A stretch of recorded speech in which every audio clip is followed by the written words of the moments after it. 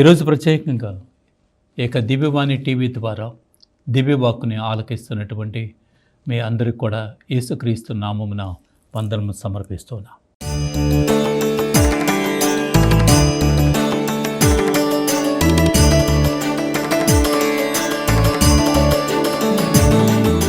ఈరోజు మనం ప్రభుని గురించి మాట్లాడుకుంటూ ఆయన ఎవరు, ఆయన ఎక్కడి వాడు, ఆయన గురించి జనులు ఏమనుకుంటున్నారు, ఆయన గురించి నువ్వేమనుకుంటున్నావు. ఆనాడు యెరూషలేము నగరమున ప్రవేశించినటువంటి అతనిని చూసి అందరూ అనుకున్న మాట, ఆయన ఎవరు. ఆ యెరూషలేము నగరమున ప్రవేశించినప్పుడు గాడిద మీద అతన్ని ఎక్కి ఆ తర్వాత ఆ యొక్క ఊరేగింపు ప్రదర్శన పాల్గొంటున్నప్పుడు అక్కడ వస్త్రాలని పరిచి ఆయనని ఆహ్వానిస్తూ ఆ గాడిద మీద ఉన్నటువంటి ప్రభు అక్కడ చూస్తూ ఉన్నటువంటి కోలాహలం, జన సందోహం అడుగుతూ ఉన్నారు కొంతమంది, ఆయన ఎవరు. వాక్యములో మనం గమనిస్తే మత్తయి సువార్త 21వ అధ్యాయము 10వ వచనంలో ఆ నగరంలో ప్రవేశించినప్పుడు కొంతమంది ప్రశ్నిస్తూ ఉన్నారు, ఈయనెవరు. అదేవిధంగా మత్తయి సువార్త 21వ అధ్యాయం 11వ వచనం గమనించినట్లయితే ఆయన ఒక ప్రవక్త అని వాక్యం తెలియజేస్తుంది. ఈరోజు ఈ యొక్క వాక్యాన్ని గురించి ధ్యానిస్తూ నీవు నేను ఆయన గురించి ఏమంటున్నావు, ఆయన ఎవరు అంటే నీవు నేను ఏమని సమాధానం చెప్తావు. ఈ వాక్యాన్ని ధ్యానించుకోవటానికి కావలసినటువంటి దేవుని యొక్క అనుగ్రహం, దేవుని యొక్క కృప, దేవుని యొక్క అభిషేకం ఈ యొక్క దివ్య వాక్కును ఆలకిస్తున్నటువంటి మనందరి మీద ఉండాలని, అదేవిధంగా తల్లి మరియమ్మ యొక్క ప్రార్థన సహాయం కోరుకుంటూ ఈ యొక్క వాక్యాన్ని కొనసాగించుకుందాం. Praise the lord. దేవుని యొక్క వాక్యం మనం గమనిస్తూ ఉన్నప్పుడు అక్కడ ఉన్నటువంటి వారు అడుగుతూ ఉన్నారు, ఈయన ఎవరు అంటున్నారు. ఈరోజు ఎవరైనా నీ దగ్గరికి వచ్చి ఆయన చూపెడుతూ ఈయన ఎవరు అంటే ఏమని చెప్తావు. అనేక మంది అనేక విధములుగా ఆ ప్రభుని గురించి చెప్తారు. కొంతమంది అంటారు నా తండ్రి అంటారు, కొంతమంది నా దేవుడు అంటారు, కొంతమంది నా రక్షకుడు అంటారు, నాకు జీవమునిచ్చారు అంటారు, నాకు బిడ్డలనిచ్చారు అంటారు, నాకు ఉద్యోగం ఇచ్చారు అంటారు. ఈ విధంగా రకరకాలుగా ఆయన గురించి పలుకుతూ ఉంటారు. వారిలో నీవు నేను కూడా. మరి నువ్వేమని పలుకుతావు ఆయన గురించి. ఈ విధంగా మనం గమనిస్తూ వాక్యంలో గమనించినట్లయితే కొంతమంది పలుకుతూ ఉన్నారు, ఆయన నన్ను ఎన్నుకున్నాడు, నన్ను ఎన్నుకున్నటువంటి దేవుడు, ఎక్కడో ఉన్నటువంటి ఎందుకు పనికిరానటువంటి నన్ను ఎన్నుకున్నటువంటి దేవుడు అంటున్నారు. ఆ రోజు ఏ విధంగా ఆ చేపలు పడుతున్నటువంటి వారిని ఆయన ఎన్నుకుంటూ ఉన్నాడో, పిలుచుకుంటూ ఉన్నాడో, అదేవిధంగా ఆ ప్రభుదేవుడు నన్ను ఎన్నుకున్నాడు తన యొక్క కార్యము చేయటానికి, తన యొక్క పని చేయటానికి నన్ను ఎన్నుకున్నటువంటి దేవుడు అని చెప్పి కొంతమంది పలుకుతారు. దేవుని యొక్క వాక్యం మనం గమనించినట్లయితే ఎఫెసీయుల పత్రిక 1వ అధ్యాయం 4వ వచనం అంటుంది, ఆయన ఎదుట మనం పవిత్రులముగా నిర్దోషులముగా ఉండుటకు లోక సృష్టికి పూర్వమే ఆయన మనలను క్రీస్తు నందు తన వారినిగా ఎన్నుకొనెను. తన వారినిగా అంటే ఆయన యొక్క బిడ్డలుగా మనల్ని దేవుడు ఎన్నుకున్నాడు. ఏనాడో ఎన్నుకున్నాడు అంటుంది. అందుకే మనం దేవుని యొక్క వాక్యము గమనించినట్లయితే నీవు తల్లి గర్భములో ఉండి ఉన్నప్పుడే నేను నిన్ను సృజించాను అని పలుకుతున్నటువంటి దేవుడు, నీవు తల్లి గర్భములోనే ఉన్నప్పుడే నేను నిన్ను ఎన్నుకున్నాను అని పలుకుతున్నటువంటి ప్రభు. 1 పేతురు 2వ అధ్యాయం 9వ వచనంలో చూసినట్లయితే మీరు ఎన్నుకొనబడినటువంటి జాతి, ఆయనకు సొంత ప్రజలు అని చెప్పి వాక్యం అంటుంది. మీరు దేవుని యొక్క అద్భుత కార్యములను ప్రకటింప ఏర్పాటు చేయబడిన వారు. దేవుని యొక్క అద్భుత కార్యములను ప్రకటించటానికి మిమ్మలను దేవుడు ఎన్నుకున్నాడు అని చెప్పి యొక్క వాక్యం మనకి తెలియజేస్తుంది. అదేవిధంగా దేవుడు ఎందుకు నన్ను ఎన్నుకున్నాడు అంటే 1 కొరింథీయుల పత్రిక 1వ అధ్యాయం 27వ వచనం ఉంటుంది, వివేకవంతులను సిగ్గుపడినట్లు చేయుటకు లోకమొచ్చే అవివేకులుగా ఉన్నటువంటి వారిని దేవుడు ఎన్నుకున్నాడు. వాక్యం అంటుంది, నాకన్నా ఎంతో మంది గొప్పవారుగా ఉండి ఉండవచ్చు, భాగ్యవంతులుగా ఉండి ఉండవచ్చు, కానీ దేవుడు నన్ను ఎందుకు ఎన్నుకున్నాడు అంటే వివేకవంతులను కూడా ఆశ్చర్యపరిచే విధంగా దేవుడు నన్ను ఎన్నుకున్నాడు అని చెప్పి ప్రభు దేవుడు అంటున్నాడు.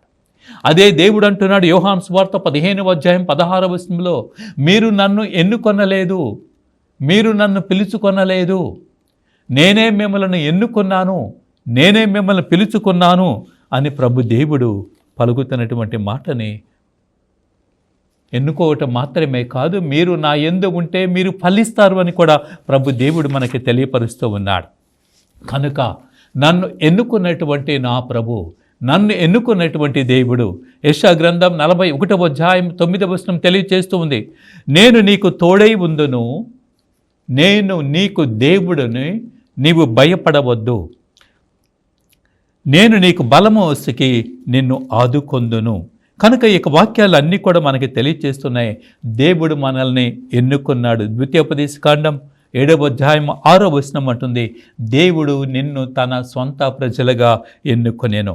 ఎప్పుడు ఎన్నుకున్నాడు అంటే ఇర్మియా గ్రంథం 1వ అధ్యాయం 5వ వచనం అంటుంది, నిన్ను మాతృగర్భము రూపొందక మునిపే నేను నిన్ను ఎన్నుకొంటేని. మాతృగర్భములో ఉన్నప్పుడే దేవుడు నిన్ను నన్ను ఎన్నుకున్నాడు. కనుక ఆయన నన్ను ఎన్నుకున్న దేవుడు, కనుక నిన్ను ఎన్నుకున్నటువంటి దేవుడు. రెండవదిగా మనం చూసినట్లయితే ఎన్నుకోవటం మాత్రమే కాదు, నిన్ను పిలిచినటువంటి దేవుడు, నిన్ను పిలిచేటువంటి దేవుడు. నిజంగా దేవుడు నన్ను పిలుస్తాడా అనే ఆలోచన మనకు రావచ్చు. దేవుని యొక్క వాక్యం అంటుంది ఇర్మియా గ్రంథం 33వ అధ్యాయం 3వ వచనంలో, నీవు పిలిచిన ఎడల నేను జవాబునిత్తను. కనుక ఎప్పుడైతే నువ్వు దేవుడిని పిలుస్తావో ఆయన జవాబు ఇచ్చేటువంటి దేవుడు, నీకు తెలియనటువంటి కార్యములను తెలియపరిచేటువంటి దేవుడు. నిజంగా దేవుడు పిలిస్తే పలుకుతాడా అనే అనుమానం కూడా మనకు రావచ్చు. కానీ కొంతమంది పిలిచినప్పుడు దేవుడు పలకటం మాత్రమే కాదు, జవాబు ఇచ్చిన విధానాన్ని మనం చూస్తూ ఉన్నాం. దానియేలు గ్రంథంలో మనం చూసినట్లయితే 13వ అధ్యాయంలో సూసన్న ప్రార్థన చేస్తూ దేవుని సన్నిధిలో ప్రార్థన చేస్తుంది, అయా సర్వశక్తిమంతుడు అయినటువంటి దేవుడు నీవు, ఇదిగో ఆకాశంలో ఉండి చూస్తున్నటువంటి దేవుడివి, ఇదిగో ఈ సమయంలో నాకు మరణశిక్ష విధించబడింది, నేను ఏ పాపము చేయలేదు, ఏ తప్పు చేయలేదు, కానీ నాకు శిక్ష విధించబడింది, ఇలాంటి పరిస్థితుల్లో నేను మరణించవలసిందేనా అని ప్రార్థన చేసినప్పుడు దేవుడు వెంటనే జవాబు ఇస్తూ అక్కడ ఉన్నటువంటి దానియేలుని ప్రేరేపించి మాట్లాడినటువంటి విధానాన్ని మనం చూస్తూ ఉన్నాం. అదేవిధంగా సంసోను న్యాయాధిపతుల గ్రంథం 16వ అధ్యాయంలో చూసినట్లయితే 28వ వచనంలో సంసోను దేవుని సన్నిధిలో ప్రార్థన చేస్తున్నాడు. దేవుని యొక్క అభిషేకాన్ని పొందినటువంటి సంసోను తను చేసినటువంటి పని ద్వారా, వ్యభిచారం అనే పని ద్వారా తన యొక్క అభిషేకాన్ని పోగొట్టుకున్న తర్వాత ఈ సమయంలో దేవునితో అడుగుతూ ఉన్నాడు, దేవా ఒక్కసారి నన్ను జ్ఞప్తిపరుచుకో. వెంటనే దేవుడు జవాబిస్తున్నాడు. అదేవిధంగా కుడి దొంగ దేవునితో పలుకుతున్నాడు, అయా నీ రాజ్యంలోనికి వెళ్ళినప్పుడు నన్ను జ్ఞప్తిపరుచుకో అన్నప్పుడు వెంటనే దేవుడు జవాబు ఇస్తూ ఉన్నాడు. అదేవిధంగా వెంటనే జవాబు ఇవ్వగలిగినటువంటి దేవుడిగా ఉండి ఉన్నాడు, పిలవగలిగినటువంటి దేవుడిగా ఉండి ఉన్నాడు. మొదటి సమూయేలు గ్రంథం 3వ అధ్యాయం 4వ వచనం చూసినట్లయితే సమూయేలు సమూయేలు అని ముమ్మారు పిలుస్తూ ఉన్నాడు. అదేవిధంగా నిర్గమకాండం 3వ అధ్యాయం 4వ వచనం చూసినట్లయితే మొండ్ల పొద కాలిపోతుంది, కానీ అది కాలిపోతుంది కానీ బొడిది కావటం లేదు, మండుతుంది కానీ కాలిపోవటం లేదు. అలాంటి చూడటానికి వెళుతున్నటువంటి మోసేతో మోసేను దేవుడు పిలుస్తూ ఉన్నాడు. అదేవిధంగా ఆదికాండం 12వ అధ్యాయం 1వ వచనం మనం చూసినట్లయితే అబ్రహాముని దేవుడు పిలుస్తూ ఉన్నాడు, అబ్రహాం ఇదిగో నేను చూపెట్టి స్థలానికి నువ్వు వెళ్ళు, నేను నిన్ను దీవిస్తాను, నిన్ను మాత్రమే కాదు నిన్ను దీవించే వారిని కూడా దీవిస్తానని పలికినటువంటి దేవుడు. అదేవిధంగా మత్తయి సువార్త 4వ అధ్యాయం 19వ వచనంలో పేతురుని పిలుస్తూ ఉన్నాడు. అదే ప్రభు ఈరోజు నిన్ను నన్ను పిలుస్తూ ఉన్నాడు. మనల్ని పిలిచేటువంటి దేవుడు, పేరు పెట్టి పిలిచేటువంటి దేవుడు, ఆయన బిడ్డగా ఉండటానికి దేవుడు మనల్ని పిలుస్తూ ఉన్నాడు. అందుకే ఆయన అంటున్నాడు యెషయా గ్రంథం 43వ అధ్యాయము 1వ వచనంలో, నేను నిన్ను పేరెత్తి పిలిచితిని నీవు నా వాడివి, నేను నిన్ను పేరెత్తి పిలిచితిని నీవు నా వాడివి అంటున్నాడు. కనుక పేరు పెట్టి పిలవగలిగినటువంటి దేవుడు, నిన్ను నన్ను ఏర్పాటు చేసుకున్నటువంటి దేవుడు, నిన్ను నన్ను పిలుస్తున్నటువంటి దేవుడు. మూడవదిగా మనం గమనించినట్లయితే ఆ దేవుడు ఎలాంటి వాడు అంటే నీ యొక్క జీవితాన్ని మార్చగలిగినటువంటి దేవుడు, మనందరి జీవితాలను సైతం కూడా మార్చగలిగినటువంటి దేవుడు. నిజంగా మన జీవితాన్ని మారుస్తాడా అనే ఆలోచన మనకు రావచ్చు. ఎంతోమంది జీవితాలని మార్చినటువంటి దేవుడు. గమనించినట్లయితే తప్పిపోయినటువంటి కుమారుడు, లోకాసు వార్త 15వ అధ్యాయము, తండ్రి నుండి విడిపోయినటువంటి కుమారుడు, తండ్రి నుండి ఆస్తిని తీసుకొని పోయి ఆస్తిని అంతా కూడా నాశనము చేసి చివరికి తినటానికి తిండి లేక పందులు చెంత ఉన్నప్పుడు అతని జీవితాన్ని మారుస్తున్నటువంటి దేవుడు. లోకాసు వార్త 15వ అధ్యాయం 17వ వచనంలో ఆయనకు కన్నువిప్పు కలిగెను. కన్నువిప్పు కలిగినప్పుడు వెంటనే తండ్రి దగ్గరికి వెళుతూ ఉన్నాడు. ఆయన అనుకుంటూ ఉన్నాడు లోపల, నేను నా తండ్రికి వ్యతిరేకంగా పాపం చేశాను, అంత మాత్రమే కాదు పరలోకములో ఉన్న దేవునికి కూడా వ్యతిరేకంగా పాపం చేశాను అని చెప్పి బాధతో వేదనతో పశ్చాత్తాపంతో తండ్రి దగ్గరికి వెళుతూ ఉండగా తండ్రి అతన్ని ఆహ్వానిస్తూ ఉన్నాడు, కౌగిలించుకుంటూ ఉన్నాడు. మరి తప్పిపోయినటువంటి కుమారుని యొక్క జీవితాన్ని మార్చినటువంటి దేవుడు.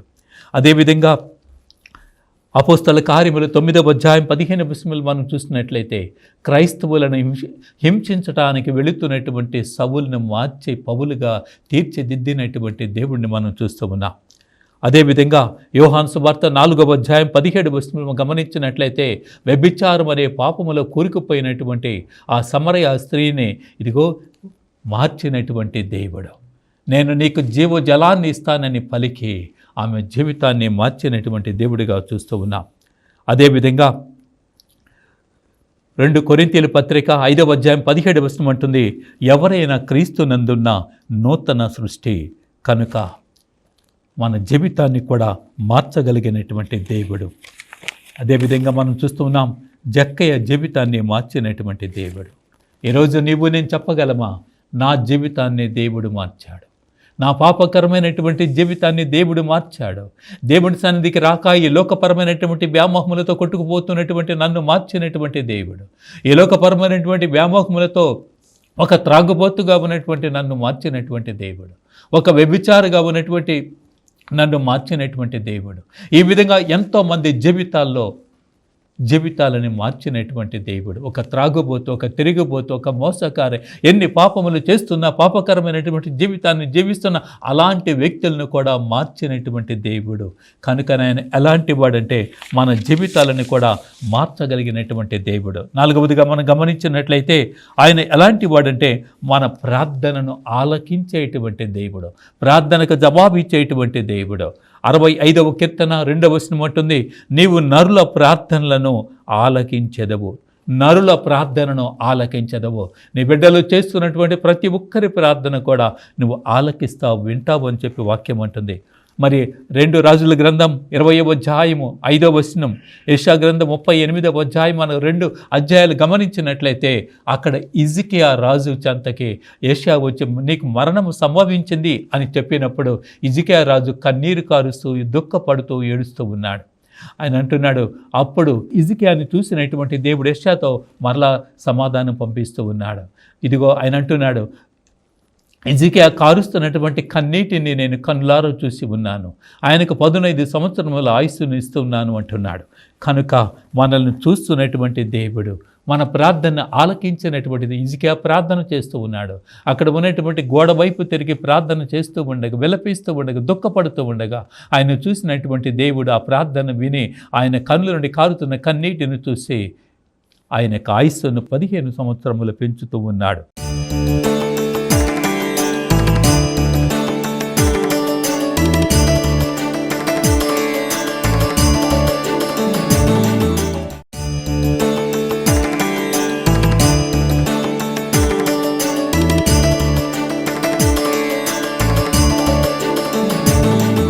ఒక్కొక్క మారు మనం ఏ విధంగా ప్రార్థన చేయాలో తెలియనటువంటి పరిస్థితుల్లో కూడా మనకు ప్రార్థన నేర్పేది ఎవరు అంటే దేవుడే. రోమీయుల పత్రిక 8వ అధ్యాయం 26వ వచనంలో మనం ఎట్లు ప్రార్థింపవలేనో మనకు తెలియదు, మాటలకు సాధ్యపడిన మూలుగుల ద్వారా ప్రార్థన చేయగలదు ఆత్మ అని చెప్తున్నారు. అదేవిధంగా మత్తయి సువార్త 6వ అధ్యాయం 6వ వచనంలో ఏ విధంగా ప్రార్థన చేయాలంటే నీవు నీ గదిలోనికి వెళ్ళి అదృశ్య రూపంలో ఉన్న దేవుని చెంత ప్రార్థన చేయని చెప్పి దేవుని యొక్క వాక్యం పలుకుతుంది. కనుక మనం ప్రార్థనలో ఏది అడిగినా ఇవ్వగలిగినటువంటి దేవుడు. 1 యోహాను పత్రిక 5వ అధ్యాయం 15వ వచనంలో మనం ఏమి అడిగినా ఆయన మనవని ఆలకించనని తెలియను మనకే, అదేవిధంగా ఏది అడిగినను ఆయన మనకి ఇచ్చును. కనుక మనం ప్రార్థన చేసినప్పుడు మన యొక్క ప్రార్థన మన యొక్క మనవని ఆయన వింటూ ఉన్నాడని కీర్తన 6వ కీర్తన 9వ వచనం అంటుంది, ప్రభు నా మనవని వినెను, అతడు నా ప్రార్థనను అంగీకరించి తీరును. కనుక మనం చేసేటువంటి ప్రార్థనని వింటున్నటువంటి దేవుడు, మనం మొరపెడుతూ ఉన్నప్పుడు మన మొరని ఆలకిస్తున్నటువంటి దేవునిగా చూస్తూ ఉన్నాం. కనుక ఈ యొక్క వాక్యములో నా ప్రార్థనని ఆలకించేటువంటి దేవుడు, కనుక మనం చేసేటువంటి ప్రతి ప్రార్థన కూడా దేవుడు వింటూ ఉన్నాడు. అలాంటి దేవుడు ఎక్కడ ఉన్నాడు అంటే ఆ దేవుడు నీకు దగ్గరలోనే ఉన్నాడు, నీకు సమీపంగానే ఉన్నాడు. అనుకోవచ్చు, నా దేవుడు ఎక్కడ ఉన్నాడు, ఎక్కడో పరలోకములో ఉంటాడు అని, ఆకాశములో ఉంటాడు అని చెప్పి రకరకాలుగా మనం చెప్పుకుంటవచ్చు. ఇంకా దేవుడు ఎక్కడ ఉంటాడంటే ఎక్కడో వేలంగిని వెళ్తే దేవుడిని చూడవచ్చు, గుణదల వెళ్తే దేవుడిని చూడవచ్చు, ఇంకెక్కడెక్కడికో వెళ్ళి దేవుడు చూడవచ్చు ఆశ ఉంటుంది. కానీ ఎక్కడికి పోయినా దేవుడు నీకు కనిపించటం లేదు. ఎందుకంటే అక్కడ దేవుడు లేడు. ఎక్కడ ఉన్నాడు అంటే దేవుడు, ఆ దేవుడు నీతోనే నీలోనే ఉన్నాడు అని చెప్పి దేవుని యొక్క వాక్యం మనకి తెలియజేస్తుంది. కనుక ఎక్కడ ఉన్నాడు అంటే జెఫన్యా గ్రంథం 3వ అధ్యాయం 17వ వచనం అంటుంది, నీ దేవుడైన ప్రభువు నీ నడుమున ఉన్నాడు, అతని బలము వలన నీకు విజయము కలుగును. ఆ దేవుడు ఎక్కడ ఉన్నాడు అంటే మీ మధ్యలోనే ఉన్నాడు, మీ చెంతనే ఉండి ఉన్నాడు. ఆ దేవుడు ఎక్కడ ఉన్నాడు అంటే 34వ కీర్తన 18వ వచనం ఉంటుంది, వేదనల వల్ల గుండెలు బద్దలైన వారికి దేవుడు వారికి దాపులోనే చెరువులోనే ఉండును అని చెప్పి వాక్యం తెలియజేస్తుంది. కనుక ఎక్కడ ఉన్నాడు అంటే దేవుడు, ఆ దేవుడు నీలోనే ఉన్నాడు. కొలసీల పత్రిక 1వ అధ్యాయం 27వ వచనం తెలియజేస్తుంది, ఆ రహస్యమేమనగా దేవుడు మీలో ఉన్నాడు, నీలో ఉన్నాడు. అదేవిధంగా యాకోబు పత్రిక 4వ అధ్యాయము 8వ వచనంలో దేవుని దరికి చేరుకొనుడు, అప్పుడు ఆయన మీకు దగ్గర వాడగును. కనుక దేవుడు నీతోనే ఉన్నాడు. అపోస్తల కార్యముల 2వ అధ్యాయం 25వ వచనంలో ఎల్లప్పుడూ ఆయన నేను చూస్తూనే ఉన్నాను, ఆయన నా కుడి ప్రక్కన ఉన్నాడు అని చెప్పి దావీదు మహారాజు పలుకుతూ ఉన్నాడు. అదే కీర్తన 16:8లో కూడా నా కన్నుల ఎదుట నిలుపుకున్నాను అంటున్నాడు. అదే యోబు అంటున్నాడు, ఆ దేవుడిని నిత్యము నా కన్నుల ఎదుట నిలుపుకొని ఉన్నాను అని పలుకుతూ ఉన్నాడు. కనుక ఈ యొక్క వాక్యములన్నీ కూడా మనకు తెలియజేస్తున్నాయి, దేవుడు నీకు సమీపంగా ఉన్నాడు, దేవుడు నీకు దగ్గరగా ఉన్నాడు. కనుక నీ అవసరత, నీ కష్టము, సమస్య, నీకు అంతా కూడా నువ్వు దేవునితో మాట్లాడటానికి, దేవుడికి చెప్పటానికి, దేవుని సన్నిధిలో ప్రార్థన చేయటానికి ఆయన నీకు సమీపంగా ఉన్నాడు. సమీపంగా ఉండటం మాత్రమే కాదు, ఆరోదుగా మనం గమనించినట్లయితే ఆయన నీ మొరను ఆలకించను.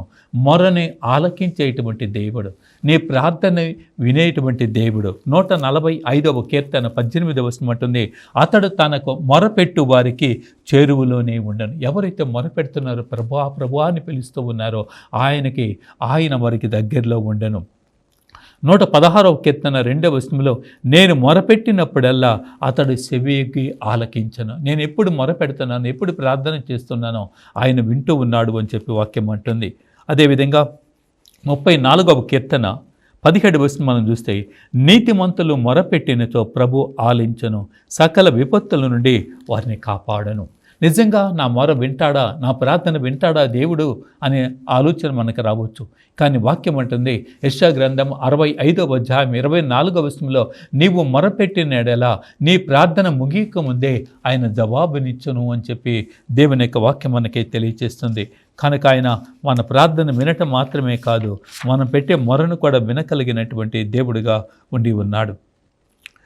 మీకా గ్రంథం 7వ అధ్యాయము 7వ వచనం, నా మటుకు నేను ప్రభు కొరకు వేచియుందును, నన్ను రక్షించు దేవుని కొరకు కాచుకొని ఉందును, అతడు నా దేవుడు నా మొర వినును. కనుక మొర వినేటువంటి దేవుడు, అందుకే ఆయన కొరకై కాచుకొని ఉంటున్నానని చెప్పి ఈ యొక్క వాక్యం మనకి తెలియజేస్తుంది.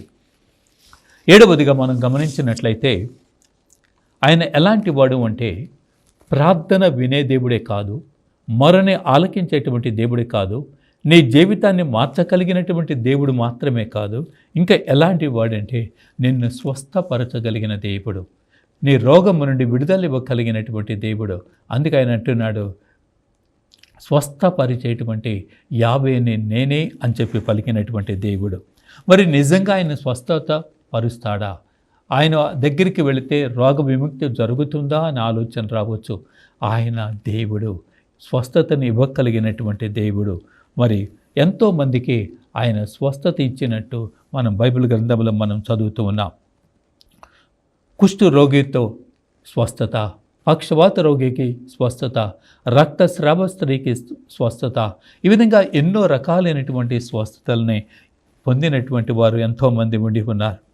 యోహాను సువార్త 5వ అధ్యాయం చూసినట్లయితే మనము అక్కడ కోనేటి సరస్సు వద్ద ఉన్నటువంటి ఆ రోగులు ఆ సరస్సు దగ్గరికి వెళ్ళినప్పుడు ఏ విధంగా స్వస్థపరచబడుతున్నారో మన వాక్యములో వింటూ ఉన్నాం. ఇక్కడ గమనించినట్లయితే యేసు ప్రభు ఆ కోనేటి సరస్సు దగ్గరికి వెళ్ళాడు. అక్కడ ఒక వ్యక్తి ఉండి ఉన్నాడు. ఆ వ్యక్తి దగ్గరికి వెళ్ళి అడుగుతూ ఉన్నాడు, నీవు స్వస్థత పొందగోరుచున్నావా? యోహాను సువార్త 5వ అధ్యాయము 1-9 కనుక మనం చూసినట్లయితే యేసు ప్రభు అక్కడికి వెళ్ళి ఆ సరస్సు దగ్గరికి వెళ్ళినప్పుడు ఎంతోమంది బాధితులు అక్కడ ఉన్నారు. అక్కడ ఒక వ్యక్తిని చూస్తూ 38 సంవత్సరాల నుంచి వ్యాధి పీడితుడిగా ఉన్నాడు అని గ్రహించి అతని దగ్గరికి వెళ్ళి అడుగుతూ ఉన్నాడు, నీవు స్వస్థత పొందగోరుచున్నావా అని అడుగుతూ ఉన్నాడు. అలాంటి వ్యక్తికి స్వస్థతనిచ్చినటువంటి దేవుడు. అదేవిధంగా నిర్గమకాండం 15వ అధ్యాయం 26వ వచనంలో నా ఆజ్ఞలను పాటించిన మేము ఏ అరిష్ట పాలు చేయను అంటున్నాడు. నా ఆజ్ఞలను పాటిస్తే చాలు అంటున్నాడు. అదేవిధంగా అనేక మందికి స్వస్థతను ఇచ్చినటువంటి దేవుడిగా మనం చూస్తూ ఉన్నాం. మరి వ్యక్తిగతంగా మనం గమనించినట్లే మన జీవితాల్లో కూడా అనేక మార్లు దేవుడు స్వస్థతని అనుభవించినటువంటి వ్యక్తులుగా ఉన్నాం. ఇర్మీయా గ్రంథం 17వ అధ్యాయం 14వ వచనం అంటుంది, ప్రభువా నీవు నాకు చికిత్స చేసిన ఎడల నేను సంపూర్ణమైనటువంటి ఆరోగ్యమును పొందిదను. కనుక మనకు కావలసింది చికిత్స చేయగలిగింది ఎవరు అంటే దేవుడే. కనుక ఆ దేవుడి దగ్గరికి వెళ్ళి అడిగినప్పుడు ఆయన చికిత్స చేస్తే మనం సంపూర్ణమైనటువంటి ఆరోగ్యమును పొందేదము. అదేవిధంగా 30వ కీర్తన 2వ వచనం అంటుంది, నా దేవుడైన ప్రభువా నేను నీకు మొరపెట్టగా నీవు నాకు ఆరోగ్యమును దయచేసేదేవి. కనుక ఆయన స్వస్థపరచగలిగినటువంటి దేవుడై ఉండి ఉన్నాడు. ఇర్మీయా గ్రంథం 30వ అధ్యాయం 17వ వచనంలో నేను మీకు ఆరోగ్యము దయచేసి మీ గాయములను మానుపదును అని చెప్పి ప్రభు దేవుడు మనకి తెలియచేస్తూ ఉన్నాడు. ఆయన ఎలాంటి దేవుడు అంటే స్వస్థపరిచేటువంటి దేవుడు. కనుక మనలో ఉన్నటువంటి అనారోగ్యం, మనలో ఉన్నటువంటి వ్యాధిని తీసివేసి స్వస్థపరచగలిగినటువంటి దేవుడిగా మనం చూస్తూ ఉన్నాం. ఇంకా ఆ దేవుడు ఎలాంటి వాడు అంటే ఎంతోమంది ప్రార్థనలను ఆలకించేటువంటి దేవుడు. ఎవరెవరైతే బిడ్డల కొరకు తాపత్రయపడుతున్నారో, బిడ్డలు లేరు అని చెప్పి ఆందోళన చెందుతూ ఉన్నారో, సంతానం కోసం ప్రార్థన చేస్తూ ఉన్నారో వారి ప్రార్థనలు కూడా ఆలకించగలిగినటువంటి దేవుడే ఉండి ఉన్నాడు. సంతానము లేనటువంటి అబ్రహాముకి వృద్ధాప్యములో సంతానమునిచ్చినటువంటి దేవుడు, సంతానము లేనటువంటి జక్రయ్యకి సంతానం ఇచ్చినటువంటి దేవుడు, ఎంతోమందికి సంతానాన్ని ఇచ్చినటువంటి దేవుడుగా మనం చూస్తూ ఉన్నాం. సంతాన్ని ఇచ్చేది ఎవరు అనేది ఒక ప్రశ్న కూడా మనకు రావచ్చు. యాకోబు దగ్గరికి తన భార్య అయినటువంటి రాహేలు వచ్చి అడుగుతుంది, నాకు బిడ్డల్ని ఇవ్వవా అంటుంది. మరి రాహేల్ని ప్రేమించి వివాహము చేసుకున్నటువంటి యాకోబు, రాహేలు బిడ్డలు లేరు. అలాంటి పరిస్థితుల్లో నాకు బిడ్డని ఇవ్వవా అంటుంది. అప్పుడు యాకోబు అంటున్నాడు, బిడ్డనిచ్చేది నేను కాదు, బిడ్డనిచ్చేది దేవుడు. కనుక నువ్వు బిడ్డ కావాలి అంటే దేవుడిని అడుగు అని చెప్తూ ఉన్నాడు. అదేవిధంగా అన్నాకి సంతానము లేనప్పుడు అన్నా దేవాలయంలోకి వెళ్ళి ప్రార్థన చేసినప్పుడు మొదటి సమూయేలు గ్రంథం 1వ అధ్యాయం మనం చూసినట్లయితే ఆయన దేవుడి చెంతకు వెళ్ళి సంతానము లేదు అని చెప్పి కన్నీరు మున్నీరుగా విలపిస్తూ ప్రార్థన చేసినప్పుడు దేవుడు ఆమె ప్రార్థన విని ఆమెకు సంతానమును దయచేసిననే మాటను మనం వింటూ ఉన్నాం. అదేవిధంగా సంతానము లేనటువంటి సారా అబ్రహాముకి వృద్ధాప్యములో దేవుడు సంతానాన్ని ఇచ్చాడు అని చెప్పి మనం చదువుతూ ఉన్నాం. అదేవిధంగా వృద్ధాప్యములో ఉన్నటువంటి ఎలిజబెత్ జక్రయ్యలకు కూడా దేవుడు సంతానాన్ని ఇచ్చాడు అని చెప్పి మనం వాక్యంలో చదువుతూ ఉన్నాం. కనుక సంతానమును ఇవ్వగలిగినటువంటి దేవుడు. ఇంకా మనం గమనించినట్లయితే ఇంకా మనం ప్రభుని గురించి ఏమి చెప్తాము, ఆయన ఎవరు అంటే కొంతమంది చెప్తూ ఉన్నారు ఆయన లోకరక్షకుడు అంటున్నారు. ఇంకా కొంతమంది అంటారు ఆయన నా తండ్రి అంటారు. మరి అదేవిధంగా ఆయన దేవుడు అని పిలుస్తూ ఉన్నారు. ఆయన ప్రార్థన వినేటువంటి దేవుడు, ప్రార్థన ఆలకించేటువంటి దేవుడు, మొరను వినేటువంటి దేవుడు, నన్ను ఆదుకునేటువంటి దేవుడు, నన్ను చేపట్టి నడిపించేటువంటి దేవుడు, నాకు ముందుగా ఉండి మార్గమై నడిపిస్తున్నటువంటి దేవుడు. ఈ విధంగా ఎంతోమంది ఆయన గురించి పలుకుతూ ఉన్నారు. అదేవిధంగా ఆయన ఏమంటున్నాడంటే నేను మంచి కాపరిని అంటున్నాడు. యోహాను సువార్త 10వ అధ్యాయం 11వ వచనంలో నేను మంచి కాపరిని, నా గొర్రెల కొరకు నేను ప్రాణాలను ఇవ్వటానికి కూడా వెనకాడనని పలుకుతున్నటువంటి ప్రభుగా మనం చూస్తూ ఉన్నాం. అదేవిధంగా నేనే మార్గం, నేనే సత్యం అని చెప్పి తనను తాను ఎరుకుపరుచుకున్నటువంటి, అదేవిధంగా తానే ఈ లోకానికి వెలుగై ఉన్నాను అని పలుకుతున్నటువంటి మాటను కూడా మనం వింటూ ఉన్నాం. కనుక ఆయన లోకరక్షకుడు, ఆయన పరమ వైద్యుడు, ఆయన సంతానించేటువంటి దేవుడు, ప్రార్థన ఆలకించేటువంటి దేవుడు. ఈ విధంగా మనం ఆ దేవుని గురించి ఎన్నెన్నో మాటలు మనం చెప్పుకోవచ్చు. మరి ఈ యొక్క వాక్యాన్ని వింటున్నటువంటి నీవు నేను ఆ దేవుని గురించి ఏమని చెప్తాం, ఏమని పలుకుతాం? ఎవరైనా వచ్చి నీ దేవుడు ఎలాంటి వాడు అంటే, నీ దేవుడు ఎవరు అంటే ఏమని చెప్తాం అనేది ఒకసారి గమనించాలి. ద్వితీయోపదేశకాండం 4వ అధ్యాయము 7వ వచనం అంటుంది, ఇలాంటి దేవుడు ఏ జాతి జనులకైనా ఉండి ఉన్నాడా అని చెప్పి వాక్యం ప్రశ్నిస్తుంది. కాబట్టి ఇలాంటి దేవుడు ఏ జాతి జనులకు లేడు అని చెప్పి అదే వాక్యం చెప్తుంది. మరి మనకి మన దేవుడు ఎలాంటి వాడు? వ్యక్తిగతంగా నిన్ను నువ్వు పరిశీలన చేసుకున్నప్పుడు నీ దేవుని గురించి నువ్వేమని సాక్ష్యం పలుకుతావు? గమనించినట్లయితే వ్యభిచారం అనే పాపములో ఉన్నటువంటి సమరయ స్త్రీ యేసు ప్రభు చెంతకు వెళ్ళినప్పుడు ఆ యొక్క బావి చెంత యేసు ప్రభు పలుకుతూ ఉన్నాడు, నేను నీకు జీవజలం ఇస్తాను అంటున్నాడు. అయితే నాకు జీవజలం ఇవ్వమని పలుకుతుంది ఆమె. అయితే నీ భర్తను తీసుకొని రా అంటున్నాడు. నాకు భర్త లేడు అంటుంది. నీకు 5 భర్తలు ఉన్నారు కదా. ఎప్పుడైతే పాపముతో ఉన్నటువంటి ఆమె తన పాపాన్ని ఒప్పుకుంటుందో, నిజమే నిజమే అని పలుకుతూ ఉందో, అప్పుడు ఆమెకు కావలసినటువంటి ఆ యొక్క రక్షణని ఆయన ఇస్తూ ఉన్నాడు. ఎప్పుడైతే ఆ రక్షణ పొందుకుంటుందో, తన పాపాన్ని ఒప్పుకొని మన్నింపు పొందుతుందో, వెంటనే ఆ గ్రామానికి వెళుతుంది. ఆయన సాక్ష్యం పలుకుతుంది. ఏమంటుందంటే, ఎవరో ఒకరు వచ్చారు, నేను చేసినవన్నీ కూడా చెప్పారు, ఆయన ప్రవక్త ఏమో, మీరు కూడా రండి అని చెప్పి సాక్ష్యం పలుకుతూ ఉంది. అదేవిధంగా క్రైస్తవ జీవితంలో నీవు దేవుని గురించి ఎలాంటి సాక్ష్యాన్ని చెప్పగలుగుతూ ఉన్నావు? నా దేవుడు ఎవరు అంటే, నా దేవుడు ఎలాంటి వాడు అంటే నీవు నేను ఏమని చెప్పగలుగుతున్నాం? ఒకసారి వ్యక్తిగతంగా ఆలోచన చేసుకుందాం. నీవు దేవుడికి ఇస్తున్నటువంటి స్థానం ఏమిటి? నీ జీవితంలో దేవునికి ఎలాంటి స్థానం ఇస్తున్నావు అనేది ఒక్కసారి గమనించినట్లయితే, దేవుడు నా దేవుడు, నన్ను నడిపిస్తున్న దేవుడు, నన్ను గమనిస్తున్న దేవుడు, నన్ను ఆదరిస్తున్నటువంటి దేవుడు, నన్ను దీవిస్తున్నటువంటి దేవుడు, నాకు కావలసినటువంటి శక్తిని దయచేస్తున్నటువంటి దేవుడు, నాకు కావలసినటువంటి ఆశీర్వాదాలను ఇస్తున్నటువంటి దేవుడు.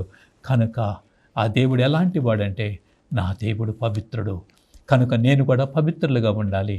నా దేవుడు ఎలాంటి వాడంటే, ఆయన ఒక కాపరి, ఆయన మంచి కాపరి. నేను కూడా ఒక మంచి క్రైస్తవుడిగా జీవించటానికి కావలసినటువంటి దేవుని యొక్క అనుగ్రహం, దేవుని యొక్క అభిషేకం మనందరికీ దయచేయమని ఆ ప్రభు సన్నిధిలో వేడుకుందాం, ప్రార్థన చేసుకుందాం. పరిశుద్ధుడు అయినటువంటి మా ప్రియ పరలోకపు తండ్రి, ఇంతవరకు ప్రభా మేము మాట్లాడినటువంటి ప్రతి ఒక్క మాట కూడా మీ పాదముల సన్నిధిలో సమర్పిస్తున్నాం.